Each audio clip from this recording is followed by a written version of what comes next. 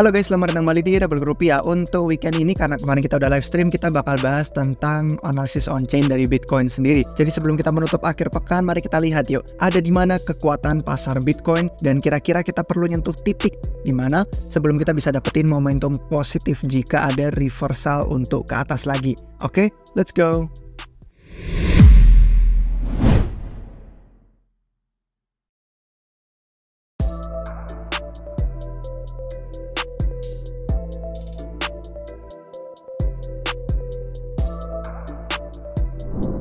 Baik guys, sebelum kita ngelihat dari metrik dan chart on-chain hari ini, sebenarnya kita mau ngomongin aja soal Bitcoin ya. Kalau misalkan kita lihat dia sebagai investasi jangka panjang, salah satu skill yang paling penting untuk dipelajari di pasar itu sebenarnya untuk memahami dan menerima bahwa data itu berubah setiap hari, setiap minggu, bahkan malah kadang ada yang setiap jam, setiap detik, tergantung sama data yang kita pantau. Nah, kalau misalkan kita ngomongin soal masa depan tuh kan nggak pernah ada yang bisa tahu. Bahkan prediksi-prediksi dan analisis yang kita lakukan itu bisa aja terus benar dan sesuai, tapi bisa juga berubah tergantung sama dinamika yang ada. Banyak banget probabilitasnya, banyak banget kemungkinannya, dan karena itu misalkan kemarin kalian sudah lihat di channel YouTube kita, itu kan sudah ada beberapa video analisis on-chain yang menunjukkan tentang keadaan Bitcoin, dan beberapa yang kita kasih tahu tuh dari sisi likuiditasnya seperti apa. Kayak yang di sini kan lumayan populer juga nih, 12 bulan ke depan likuiditas kering, dan di sini itu ada juga kondisi makro yang bisa kita lihat itu sebenarnya ada beberapa sentimen bisa aja menarik pasar ke bawah sampai ada koreksi nantinya. Jadi kalau misalkan kita udah lihat sentimen yang berbeda-beda, ini semua karena data dan dinamika yang berubah-ubah. Jadi kalau kemarin kita udah ngerasain beberapa sentimen yang agak kurang baik gitu kan, meskipun ada berita baiknya sih di sini di adopsi global, tapi orang-orang kan mulai merasa bosan dengan gerakan harga Bitcoin yang akhirnya ya di situ-situ aja. Apalagi kemarin pas rada sempat dikit pas pertengahan September itu ya, sempat nyentuh ke 25.000, terus pas naik terus sempat turun lagi ke 26.000, terus orang-orang mulai merasa kalau ini bakal menjadi bukti kita masih belum keluar dari bear market dan kita bisa turun lebih dalam segala macam. Nah, kita bakal ngelihat chart di sini yang menunjukkan bahwa sebenarnya ada beberapa kekuatan yang bisa kita temukan di pasar, dan kita cuma mau bahas dua chart aja. Yang pertama itu dari Soper, yang kedua dari MVRV. Kalau kalian udah nonton banyak analisis on-chain kami di YouTube pasti udah tahu. Untuk yang belum tahu, Soper itu untuk melihat profit dan loss yang sudah terjadi dan dirasakan investor. Istilahnya realized profit and loss. Kalau yang MVRV itu yang unrealized, artinya itu yang belum terjadi. Nah, kalau misalkan kalian mau tahu bedanya apa, sebenarnya kita bisa anggap ini dengan mudahnya, si Soper itu orang kalau punya aset ya, dia beli di harga 30.000, terus sekarang harganya di 29.000.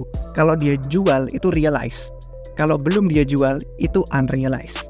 Jadi kayak yang satu kerugiannya udah kerasa, udah terjadi, yang satu kerugiannya cuma baru di layar komputer atau di layar HP doang, kalau portofolio dia saldonya berkurang. Nah, yang pertama kita lihat nih yang Soper, ini yang realize. Orang bener-bener profit atau rugi. Seperti yang kalian bisa lihat ya, kalau merah itu dominannya rugi, kalau hijau itu untung. Dan ini kita bisa ngelihat bahwa sejak awal tahun ini, kita bisa ngelihat pemulihan dari FTX itu ya, gerakan harganya itu bener-bener bikin orang yang tadinya dominan loss, kayak ini kan jurangnya tebel banget nih. Orang-orang bener kerugian. Terus pas mereka rada lumayan naik di awal tahun, pas turun gitu ya, ini sampai ke berapa? Sampai ke 20.000. Orang-orang langsung bilang, wah ini udah dah lanjut lagi bear market nih. Orang kemarin habis FTX collapse, masa turunnya kita cuma ada di 16.000-an doang. Bisa lah turun lebih dalam sampai 12.000, 10.000. Orang-orang pada prediksi dan nungguin di bawah sana. Ternyata habis itu malah kita terus naik lebih tajam, lebih tinggi. Terus dari sana kita ada koreksi, oh ini nih pasti yang beneran turunnya nih, FTX belum selesai, belum menemu bottomnya. Ternyata malah retest, terus menjadi support baru, terus sekarang kisaran kita malah ada di atas sana, sudah semakin menjauhi dari titik FTX yang bottom itu kemarin. Dan kalau misalkan kita mau ngelihat dari adjusted Soper, ini Soper juga hal yang sama. Ini yang tadi kita sebutin itu sebagai realized profit and loss-nya. Ini kan kita bisa ngelihat kalau misalkan dia lagi retest di titik yang pas balik modal, ini titik pokoknya balik modal nih satu. Kalau misalkan kita keluar dari bawah ke atas, artinya orang yang tadinya serok akumulasi di harga diskon, kemudian mereka mulai ke titik balik modal, dan kalau udah ke atas artinya sudah dalam kondisi untung. Terus kalau dia naik dari atas ke bawah, artinya berubah dari momentum yang tadi orang-orang wah ini bullish, ayo akhirnya kita ATH baru, terus tiba-tiba kegocek gitu kan, kayak bentar, masih kita perlu sideways dulu apa langsung ATA baru terus kaget kayak. Ini semua bisa dilacak dari sisi shopper karena dia yang udah terjadi realized profit and loss. Keuntungan sama kerugiannya bener-bener udah terjadi, udah dirasain sama orang. Nah, kalau yang chart kedua, MVRV, ini merupakan yang masih belum terjadi. Artinya, dia lebih bisa dilihat untuk ke yang masa depan. Karena ini kan koin-koin yang belum dijual. Dan posisi mereka kalau misalkan dalam kerugian atau keuntungan yang masih mengambang, masih floating gitu, itu kita jadi kayak ngelihat insentif mereka ke depannya kalau ngejual, ini untung atau orang ini rugi. Nah, kalau misalkan kita mau lihat di MVRV yang tadi kan shoppernya tuh secara garis besar luas. Itu nggak melihat investor jangka pendek atau jangka panjang. Yang ini MVRV-nya kita lihat yang jangka pendeknya aja. Karena yang paling aktif saat ini yang kita bisa tunjukin insentifnya.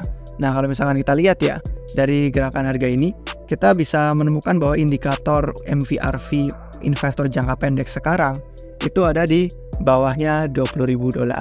Dan kalau misalkan kita mau melihat untuk yang titik harga saat ini gitu kan, yang kita bisa jadikan acuan gitu kalau pengen ngelihat pasar itu konstruktif, pasar itu kuat dan supportnya itu bisa untuk mendukung momentum kita naik dan lanjut lagi, itu sebenarnya kita bisa ngeliat merangkak sampai di titik 28.000. Artinya kalau misalkan nanti kita, sekarang kan Bitcoin di kisaran 27 komaan. Nah, kalau kita udah bisa kembali ke atas 28.000, terus dari atas 28.000 mungkin kita retest dikit terus mantul kuat, atau mungkin kita bisa menjadikan 28 itu sebagai support bukan resistance lagi. Itu bisa jadi konfirmasi salah satu konfirmasi untuk lanjut ke misalkan berikutnya 30.000 pemberhentian berikutnya. Kalau udah sampai ke transit pemberhentian di 30.000, itu kita udah bikin video di YouTube juga menunjukkan bahwa harga 30.000 itu merupakan titik tengahnya Bitcoin. Ini ada di thumbnail nih, BTC 30.000. Nah, ini merupakan level penting. Kalau mau kalian tonton lebih lanjut, itu dijelaskan bahwa dari siklus-siklus sebelumnya kita bisa ngelihat sebuah titik yang menjadi pola bahwa itu merupakan tengah-tengahnya siklus. Kayak siklus 4 tahun, 2 tahunnya itu banyak di atas sana, terus 2 tahun sebelumnya banyak di bawah sana. Dan titik yang kita lihat itu merupakan 30.000. Jadi kalau 28 tadi udah berhasil, udah retest, udah jadi support, terus kita lanjut ke 30.000 berhentinya, itu bisa menjadi semakin bullish untuk momentum pasar. Dan di sana kekuatan Bitcoin akhirnya lebih bisa meyakinkan orang-orang yang sekarang mungkin merasa bearish, jadi bisa lebih diyakinkan lagi. Jadi kalau misalkan kita mau cari bahkan dukungan yang lainnya ya, kita bakal tunjukin dashboard terakhir aja deh. Ini kan kalau dari tadi kita ngeliatin metriknya itu dari sisi on-chain. Nah, kalau misalkan kita mau ngeliatin dari sisi technical analysis, itu juga ada di TA Toolbox di sini yang menunjukkan bahwa memang titik 28.000 itu yang perlu dipantau, dan kalau kita bisa kuat sampai ke 30.000, kita bisa menemukan kekuatan pasar Bitcoin yang lebih signifikan. Nah, ini kita lihat nih, kita zoom aja dah pokoknya dari sejak FTX itu kolaps ya. Nah, kita zoom di sini ya. Mau kalian ngitungnya itu 27,8 atau kalian mau ngitungnya dibuletin jadi 28.000, ini dua perspektif yang saling mendukung. Bahwa dari sisi on-chain tadi, bisa aja loh gerakan harga Bitcoin yang kemarin turun gitu kan dari 28 jadi ke 26, itu bisa aja orang-orang yang bearish langsung pada jual, langsung pada panik, terus mereka ngejual Bitcoin karena gerakan harganya turun. Tapi ternyata gerakan harga turun ini mereka sikapi dengan menyerok, dengan akumulasi. Itu yang kita bisa lihat dari shopper ini, yang kita bisa lihat dari MVRV yang tadi kita tunjukin. Dan sebenarnya ya memang menjadi bukti bahwa bears tidak begitu memegang kendali, meskipun kemarin ada sentimen yang bikin orang-orang harusnya istilahnya sell the dip. Sell the dip itu kebalikannya buy the dip, ya kan? Tapi ternyata enggak, bearsnya tidak seagresif itu. Jadi kurang lebih itu sih guys yang kita bisa pantau dari sisi perspektif yang saling mendukung ya. Dari on-chain mendukung, dari TA juga mendukung, bahwa kita bisa menemukan kekuatan pasar Bitcoin sekalinya kita bisa kembali ke 28.000 dan menjadikan itu support bukan resistance lagi. Terus pemberhentian berikutnya ya 30.000 menjadi mid cycle, kemudian nanti tinggal sisanya kita lihat aja sampai akhir tahun ini, sampai awal tahun depan, sampai menjelang halving. Sekarang halving aja udah nggak ada setengah tahunan lagi ya guys. Jadi sekian hari ini, semoga membantu untuk kalian. Videonya singkat aja. Terima kasih sudah nonton sampai akhir. Sampai jumpa lagi di video berikutnya guys. Cheers.